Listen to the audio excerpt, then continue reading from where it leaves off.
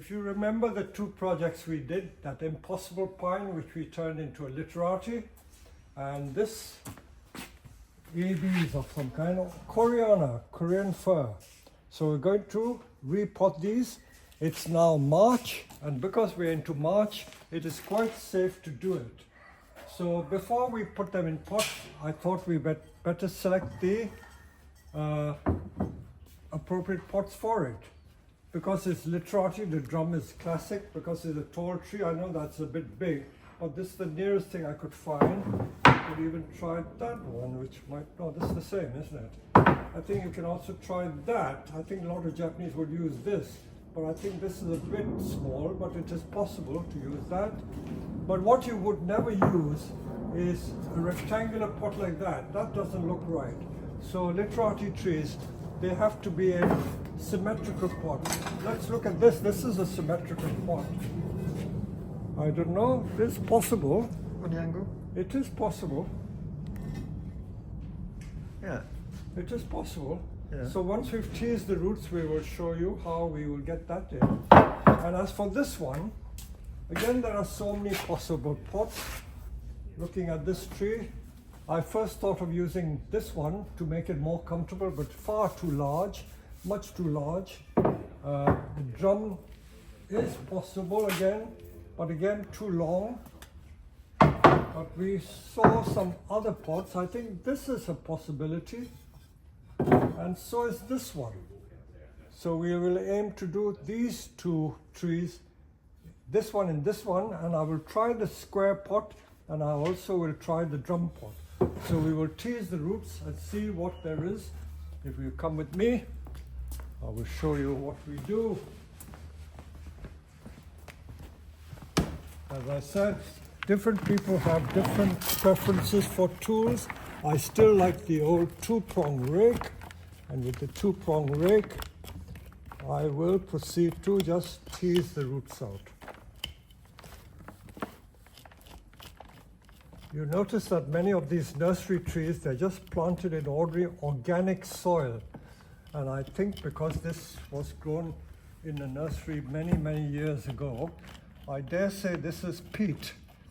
Peat is a not very politically correct word these days, but it was used a lot in the horticultural industry, and it is still one of the best medium for potting trees.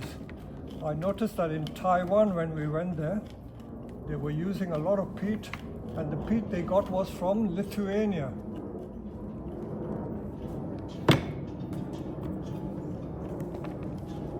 Invariably, nursery trees are potted deeper than they need to be, and once you get to the base, you see where the main roots start coming, there's usually a lot of beautiful root system there, what we call the nebari, and that is a natural scarring. I didn't carve it or anything, so we will tease away and get at the base.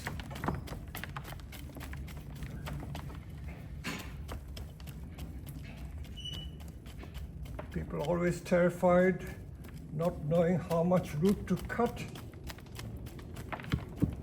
Never cut more than a third. If you stick to that rule, you should be quite safe.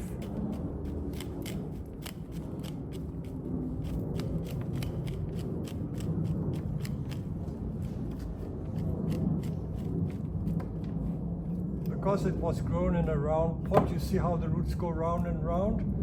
This is the trouble with growing trees in flower pots. They do this girdling round and round, and it can eventually strangle the tree. So round flower pots are not always the best. You've got to be careful that you don't let it develop even more. So I'm going to take that off.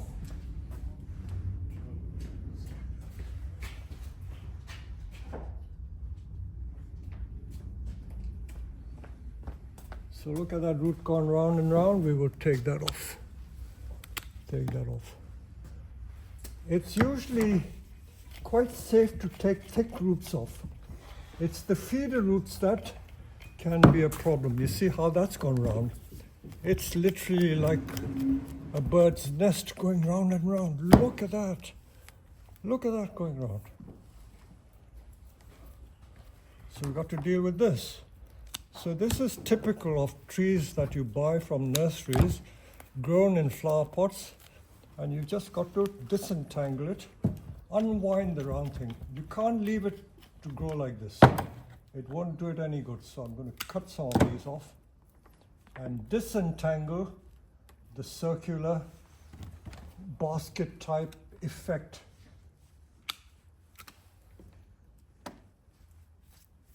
I know that the root ball is quite strong, so I'm not too worried about taking some of these off.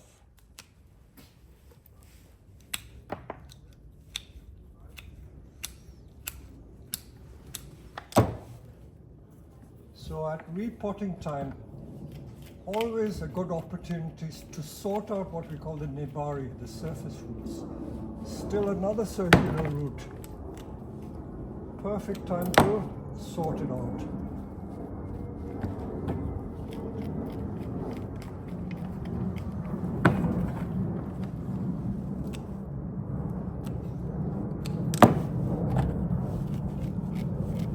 Don't worry, the roots will always grow again.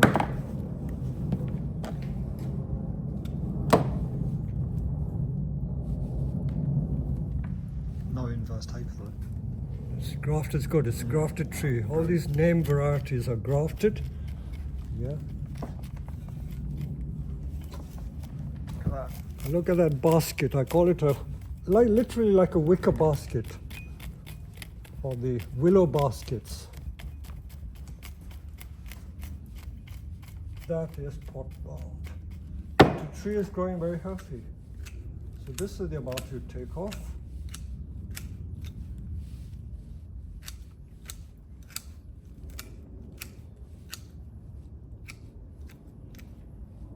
And because we are almost into spring, any cuts you make will soon heal over, and the tree is raring to go, raring to make new growth. So that's why repotting is done in the early spring. Okay, those roots can go down there in the pot.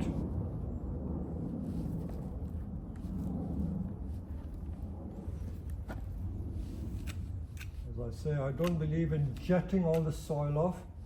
I still see it practiced by quite a few people. It works for them, and in the tropics where you get a lot of humidity and temperature, warm climate, you can afford to do it, but in temperate climates, I'm always terrified of doing it. In fact, I've never done it in my life.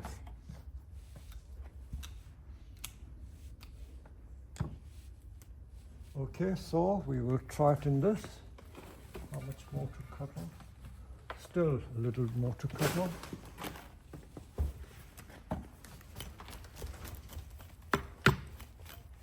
Lots of lovely fine root.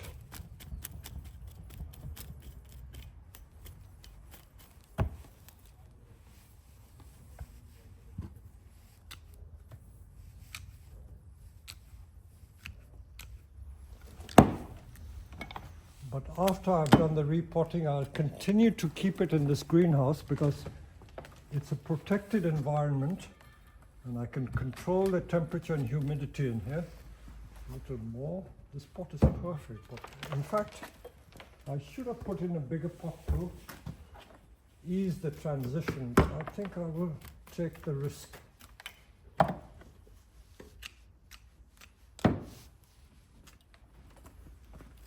I think the colour does the trunk justice as well.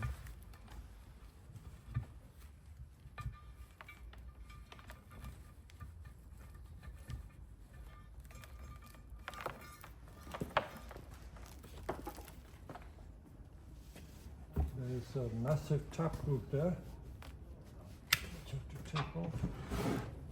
I always remind people, but the taproot doesn't play any useful role in bonsai because taproots are usually to stabilize a tree when they're growing in nature so that it doesn't topple over, but in bonsai, because you're putting in a pot, a taproot is not essential. So that is the actual size of pot I should use. But I'm having second thoughts because if it's a tree in training, I may be stressing it a bit much. So that is the perfect size pot. But stay there. I will try the training.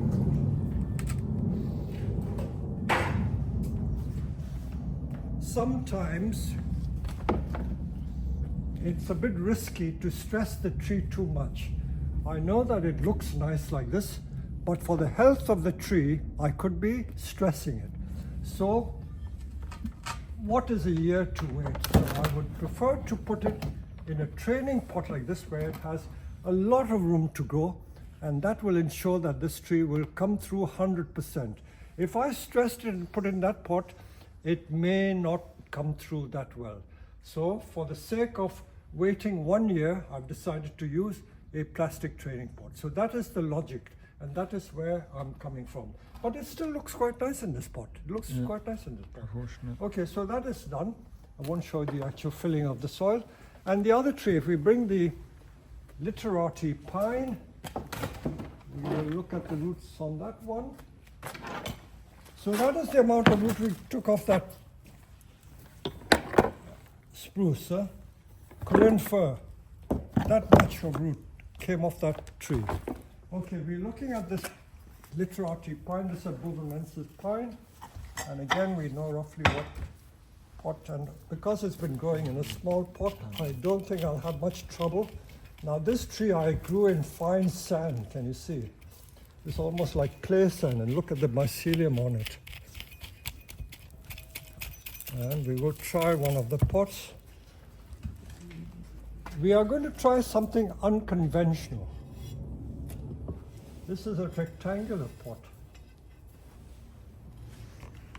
I think I will go for that. What if it you put doesn't it look on bad. an Yeah, angle, so it's like a diamond? Yeah. yeah, that's right. Sometimes the diamond, like a hexagonal pot, you can put the corner of the hexagon facing you. So the roots are very compact. I won't have to cut much root off at all. So I will now get Josh to put this up like this and put that up, and that will be that done. Okay, so let's show you the final effect of putting it in the pot. As I said, I wanted to be a bit conservative and not put it in its final pot because the final pot was too small. I put it in a plastic training pot so that it has more chance to survive and grow better. These protruding roots, I usually put a little hairpin to pin it in. You can do that. And that is the Korean fir potted up. And then let's show you the literati pine. Most unconventional, because normally this sort of tree is put in a drum pot, but we've used a square pot. Square pot doesn't look bad. It's a symmetrical pot. It's not a rectangular pot, but it's symmetrical. And that would look quite nice, and it does work. So there you go. So you should always keep an open mind and try new things. So we've tried something new, and this certainly works. And there you go. We've repotted these 2 trees, and I hope you've enjoyed it. So we've had a very fruitful afternoon doing about 4 or 5 different projects today. So here's the image of the final literati pine that I created from that skinny, scrawny bourbonensis, a virtually impossible tree. We split the trunk to give more movement to the main trunk. We use the leading shoot, which is this one, this bit, to make a side branch, the principal side branch. One of the side branches was taken up to make the leader. A back branch sweeping down, so it's like a pseudo first branch, and the top is more conventional. I had to play around with the top to get a much better effect. And we've used a rather unconventional pot. It's a symmetrical pot, symmetrical square pot to use for the literati. I thought I'd depart from the conventional or the traditional drum pot just to be different. I don't think it spoils the line at all. So here you are. I will now show you the still of the before shot and you can compare the two. So I hope you've enjoyed this video.